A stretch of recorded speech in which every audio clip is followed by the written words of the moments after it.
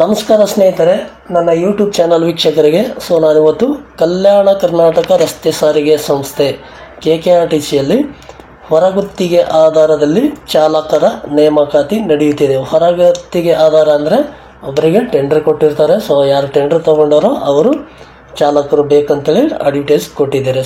ಯಾರ್ಯಾರು ಕೆಲಸ ಇಲ್ಲದೇನೆ ಖಾಲಿ ಕೂತಿರ್ತೀರ, ಕೆಲಸ ಹುಡುಕ್ತಿರ್ತೀರ, ಅಂಥವರು ನಿಮ್ಮ ಊರುಗಳಲ್ಲಿ, ಹತ್ತಿರದ ಊರುಗಳಲ್ಲಿ ಕೆಲಸ ಹುಡುಕ್ತಿರ್ತೀರ. ಅಂಥ ಅಭ್ಯರ್ಥಿಗಳು ಯಾರ ಒತ್ತಾಯ ಇಲ್ಲದೇನೆ ನಿಮ್ಮ ಸ್ವ ಇಚ್ಛೆಯಿಂದ ನಾವು ಹೋಗ್ಬೋದು, ನಾವು ಮಾಡಬಹುದು ಈ ಒಂದು ಕೆಲಸ ಅಂತಕ್ಕಂಥದ್ದು ಏನಾದರೂ ನಿಮ್ಮ ಮೈಂಡಲ್ಲಿದ್ದರೆ ನೀವು ಈ ಒಂದು ಸೆಕ್ಯೂರಿಟಿ ಸರ್ವಿಸ್ನವ್ರನ್ನ ಭೇಟಿ ಮಾಡಿ ನಿಮಗೆ ಯಾವ್ಯಾವ ಮಾಹಿತಿ ಬೇಕು ಡೀಟೇಲ್ ಆಗಿ ಮಾಹಿತಿ ತಿಳ್ಕೊಂಡು ಹೋಗ್ಬೇಕಂತೇಳಿ ಇಂಟ್ರೆಸ್ಟ್ ಇದ್ದರೆ ನೀವು ಹೋಗ್ಬೋದು ಸ್ನೇಹಿತರೆ. ನೋಡ್ಬೋದು ನೀವು ಇಲ್ಲಿ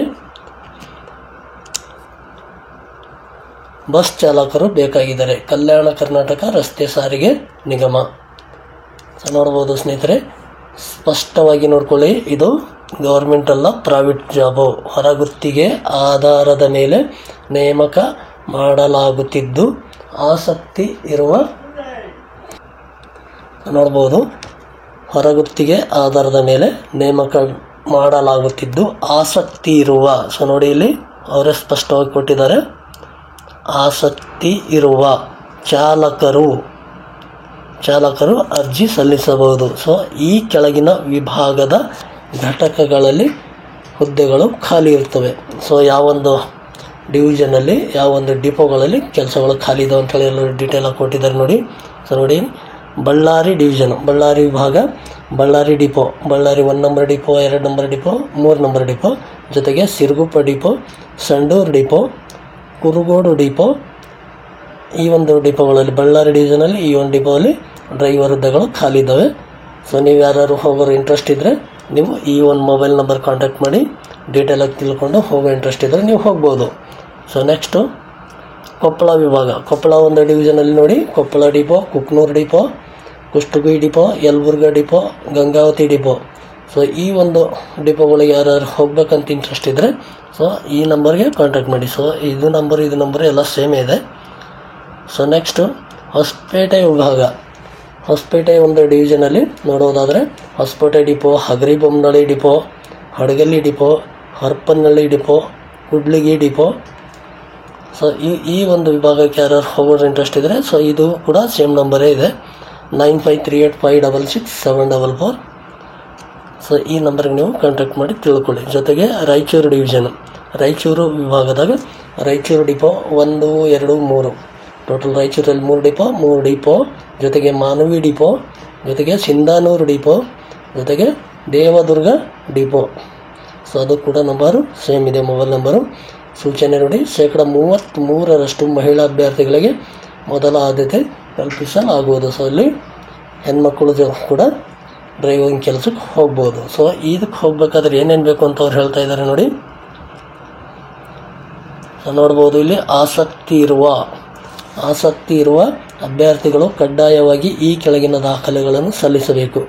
ಒಂದನೇದು ಆಧಾರ್ ಕಾರ್ಡು, ಜೊತೆಗೆ ನಿಮ್ಮದು ಬ್ಯಾಂಕ್ ಪಾಸ್ಬುಕ್ ಇರಬೇಕು, ಜೊತೆಗೆ ಕನಿಷ್ಠ 2 ವರ್ಷ ಮೇಲ್ಪಟ್ಟು ಭಾರಿ ಗಾತ್ರದ ವಾಹನ ಚಾಲನಾ ಪರವಾನಗಿ ಕಡ್ಡಾಯ ಹೊಂದಿರಬೇಕು. ಅಂದರೆ ಹೆವಿ ಲೈಸೆನ್ಸ್ ಇದ್ದಿರಬೇಕು, ಮಿನಿಮಮ್ 2 ವರ್ಷ ಆಗಿರ್ಬೇಕು ತಗೊಂಡು.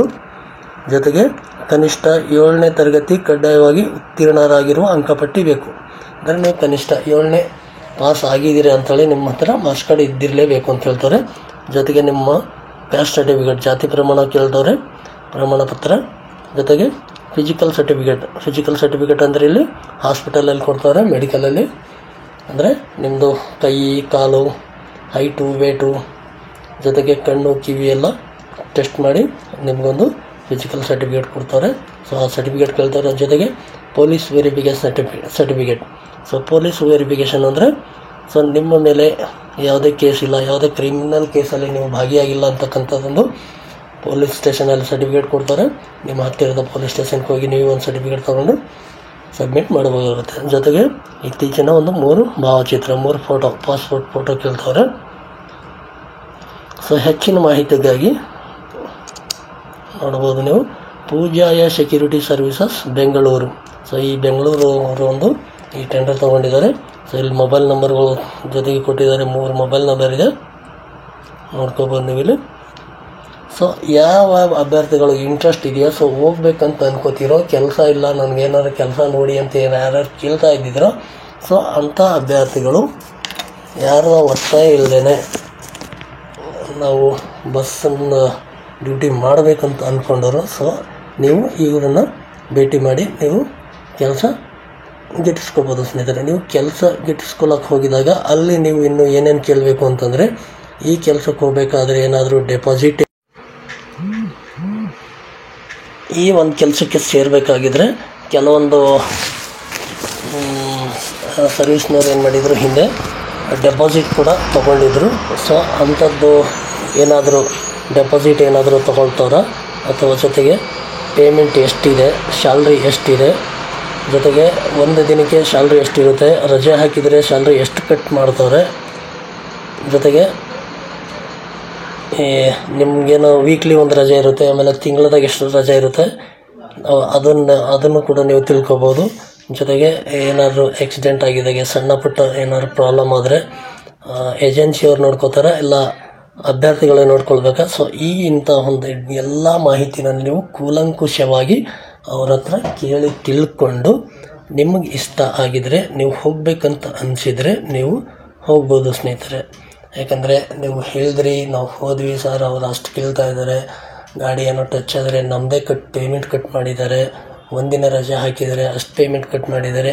ಸೊ ಇಂಥವು ಎಲ್ಲ ಆಮೇಲೆ ಅದಕ್ಕೆಲ್ಲ ನೀವೇ ಜವಾಬ್ದಾರರು ಸ್ನೇಹಿತರೆ. ಸೊ ಈ ಥರ ಎಲ್ಲ ಗುತ್ತಿಗೆ ಆಧಾರದ ಮೇಲೆ ನೇಮಕ ಮಾಡಿಕೊಂಡಿದ್ರೆ ಮತ್ತೆ ಮುಂದೆ ಗೌರ್ಮೆಂಟಿನಿಂದ ನೇಮಕ ಮಾಡ್ಕೊಳ್ತಕ್ಕಂಥ ಪ್ರಕ್ರಿಯೆ ಇನ್ನೂ ಮುಂದೆ ಹೋಗುತ್ತೆ. ಯಾಕಂದರೆ ಈಗ ಆಲ್ರೆಡಿ ಅವರು ಟೆಂಡರ್ನಲ್ಲಿ ಈ ಥರ ನಡೆಸ್ಕೊಂಡು ಹೋಗಿದರೆ 2 ವರ್ಷ 3 ವರ್ಷ ಇದೇ ಥರ ನಡೆಸ್ಕೊಂಡು ಹೋಗ್ತಾರೆ. ಇನ್ನು ನೆಕ್ಸ್ಟು ಕಾಲ್ ಮಾಡೋದು ಲೇಟ್ ಆಗುತ್ತೆ. ಸೊ ಮಾಹಿತಿ ಇಷ್ಟ ಆಗಿದರೆ ಒಂದು ಲೈಕ್ ಮಾಡಿ, ಜೊತೆಗೆ ನಿಮ್ಮ ಸ್ನೇಹಿತರಿಗೂ ಶೇರ್ ಮಾಡಿ, ಯಾರ್ಯಾರಿಗೆ ಅವಶ್ಯಕತೆ ಇರುತ್ತೆ ಅವರಿಗೆ ಶೇರ್ ಮಾಡಿ.